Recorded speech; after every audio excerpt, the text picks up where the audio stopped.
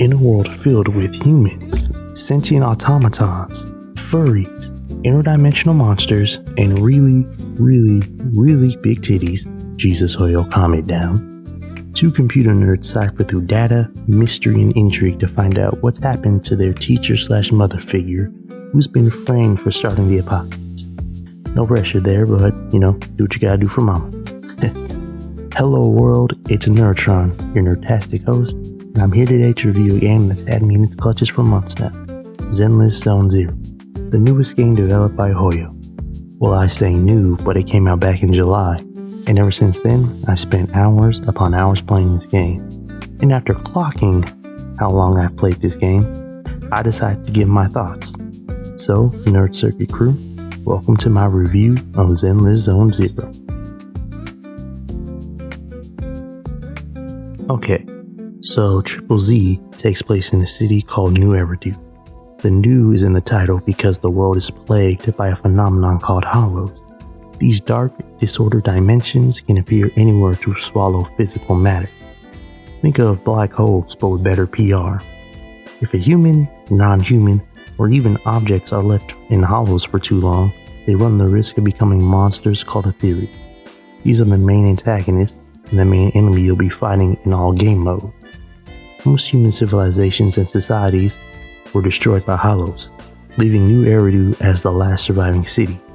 You play as a proxy, guiding people through hollows while they search for resources, data, and wealth. Okay, let's get the elephant in the room out of the way first. Zenless Zone Zero is a gacha game, and gacha games consist of players paying for the characters and weapons that they want, which is standard, as their goal is to extract as much money from their users as possible. And I will be transparent so that people know what they're getting into before they decide to play this game. So in this game, you use premium currency called polychromes to gamble for your desired character. This could be a problem with people who have gambling addictions or make poor financial decisions. So please, I beg of you, if you struggle with these types of scenarios, turn away now. And now that that's out of the way, let's discuss the actual gameplay. In this game, you play as agents to take on enemies and gather resources in teams of 3. Each agent belongs to a different faction, and depending on the character, element, and fighting style, agents can get bonuses that enhance combat. As of this recording, characters can be divided into 5 elements and fighting types. There is physical, electric, fire, ice, and ether. And as of this recording, a new element called Frost was introduced in 1.4 for a character named Miyabi. Then there are the fighting style: attack, stun, anomaly, support, and defense. Agents in the attack category output considerable damage. Agents in the stun category help build up daze in an enemy, which helps them be stunned for a couple of seconds. Go figure. Those in the anomaly category apply debuffs that accumulate to weaken enemies and deal massive damage. The support category excels at aiding and enhancing other agents in battle. And lastly, defense agents have great survivability and are pretty good at taking hits and hitting back just as hard. Players combine these elements and diverse characters to gain the upper hand in battle. While playing, agents have a basic attack, a dodge attack, an assist, special attack, chain attack, and an ultimate attack. Characters use their basic, special, and dodge attacks to damage enemies. The chain attack allows characters to parry enemy attacks or dodge them, depending on the character, and to switch to their next character in their rotation. This will enable players to have a freedom of expression through each and every character, and different combinations of character allows for different types of expression. And with 24 characters, there's nothing but variety in how you can play. And since this is a gacha game, you will play the main story mode and different modes to earn resources and rewards for your character. There's a battle tower where enemies get more challenging as you climb, a battle simulator where you can gain materials, and an endgame where you battle bosses through Hollow Zero and Notorious Hunt. And in 1.4, there's a Lost Void mode that was introduced, and it's similar to the simulate universe a la Honkai Star Rail, which, something I really like because I enjoy Honkai Star Rail as well. And in terms of how this game plays, the developers went above and beyond to ensure the players feel powerful. Every hit, dodge, and parry feels so good to pull off that you want to do it repeatedly. That being said, while I don't often hold graphics as the best indicator of a game's quality, especially in this day and age, the visuals of this game and the gameplay go hand in hand, bringing me to my next point. Alright, I'll come out and say it. The style of this game is absolutely on point. Zenless Zone Zero just oozes personality and fun. Each character has a distinct design, animation, and theme surrounding them. For example, Billy and Xingyi are both the aforementioned sentient automaton. However, you can tell that Billy's the prototype and Xingyi is more advanced. Then you have characters like Lighter and Jinny Wen, one being part of a biker gang on the outskirts of society, and the other being an officer of the law. This goes a long way for someone like me who feels that no two characters should feel the same or be the same. And the art style of this game enables the world to feel more believable. For example, Lycon is an anthropomorphic butler wolf with fake prosthetic legs that uses ice attacks. If I told you this was a character in any other universe, you would look at me as if I was insane. And that's the beauty of this game. It takes concepts we often consider all too common and gives them new twists to keep us interested. And the stages in this game are diverse. However, they consist of running from point A to point B, fighting enemies, then going to point C, fighting enemies, and the process. However, outside of combat and battle, there are different areas such as a construction site, a military base where they're investigating a massive hollow, or just a town square. Each of these allow you to have different side missions or different events to help you build trust with agents. And this trust actually benefits you in Hollow Zero, so do those trust events. Alright, as stated before, this game occurs in New Eridu, the last bastion of civilization.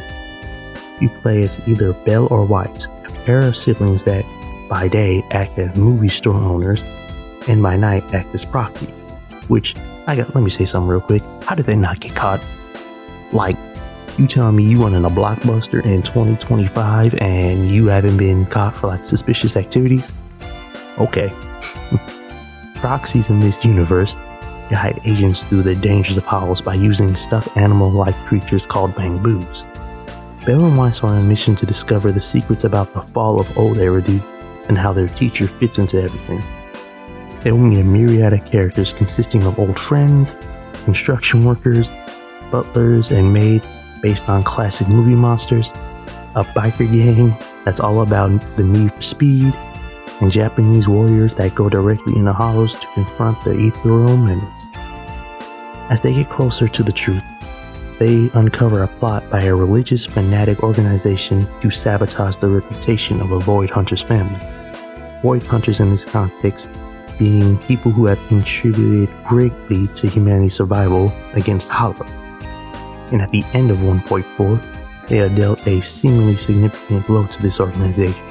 But judging how one member escaped and their secret weapon has been tested and approved, this is just the beginning. I'm really looking forward to seeing how this story develops and how our characters grow from these experiences.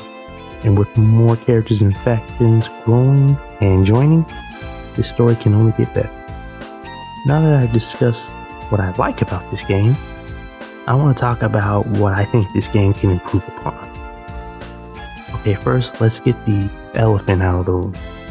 Or two elephants. So as you see it on screen, female characters follow a certain pattern. And I call this pattern Colossal Calcium Cannons. While I'm not a Puritan, or you may want to pull back a bit, Nicole, Marina, Grace, and especially Caesar are all characters that follow this trend. I enjoy this game and I think it's worth people's time. So I want it to be more than just a gooner game, if you will. And that's why I think developers should give a more diverse set of bodies a try, like Xingyi or Ambi. And look, I get it, sex sells. That's a fact of business and marketing. If it didn't sell, it wouldn't be a golden rule. However, I know that this game can stand on its own merit without giving female character G-cups. Next up is the stamina system. I'm new to gacha games, but from what I see, it kind of confuses me. Like, why would you not want people to play your game and gain the resources to enhance their experience? It just feels arbitrary to limit their playtime, you know? And lastly, one of my problems with presentation is the dialogue options and voice acting. I recently played 1.4, and some of the dialogue choices led to the same outcomes, which kind of confused me because it's like you're offering me coffee with milk or tea with milk, then you just pour water and milk in a cup and give it to me. Like, what was the point, you know? And when the story is seemingly reaching its climax, one of the characters just doesn't speak. And it's kind of immersion breaking because you're seeing this character just mouth when they should be speaking while everyone else is speaking. And I get it. People have different schedules. People can be hard to get a hold of. But, you know, I just feel like there should be a bit more effort to make sure everything runs smoothly. With that being said, despite its flaws and design for certain characters, Zenless Zone Zero is a fun game with enjoyable combat and an ever-evolving story, different game modes to keep things interesting, and various characters to pick up and build a team with. The art style in this game is passion-oozing. The developing team put their whole foot in it, I'm not gonna lie. However, this is a gacha game, so it's designed to make you spend money. And I want anyone watching this video to understand this and spend their cash responsibly. There's a FOMO aspect to it, so please be aware before making any bad decisions. But Zenless Zone Zero is definitely worth your time, and I give it an 8 out of 10. But what do you think? Is this a good game? Would you recommend this game to someone you know? Let's talk about it in the comments below. Follow me on Twitch to watch me go live at Nerdtron1777 and follow me on YouTube and subscribe. I plan on making a series and a guide for each character that I get in this game, so look for those videos in the coming days. And everyone, my name is Nerdtron, your nerdtastic host, and I will see you in the next one. Peace.